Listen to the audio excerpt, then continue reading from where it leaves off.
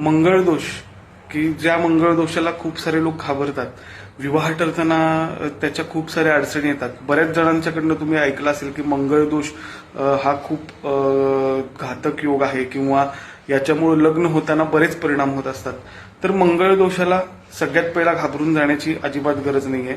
मंगळ दोष निर्बली कसा होतो ह्याचे जवळजवळ 8 ते 9 व्हिडिओ मी माझ्या इंस्टाग्राम चॅनलवर बनवलेत. ते तुम्ही नक्की पहा की ज्यामुळे मंगळ दोष निर्बली कसा होतो हे त्याच्यात मी सांगितलेलं आहे.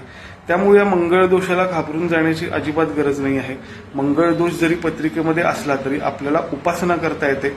आपल्या पत्रिकेमध्ये कितीही दोष असू देत, काहीही असू दे, पत्रिकेमध्ये दोष हे असतातच, पण त्याला घाबरून जाण्याची अजिबात गरज नाही आहे. कारण आपण आपलं नशीब बदलू शकतो. कशाच्या जोरावर?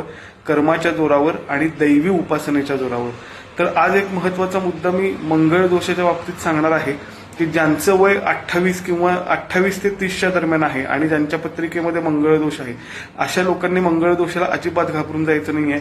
कारण मंगळ दोषाचे जे वाईट परिणाम असतात ते वय वर्ष 28 ते 30च्या दरम्यान नष्ट होत असतात. म्हणजे मंगळ दोष वयाच्या 28व्या वर्षानंतर निर्बली होत असतो.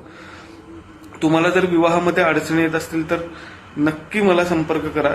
योग्य मार्गदर्शन पत्रिका पाहून केले जाईल. उपासना आणि उपाय देखील सांगितले जातील.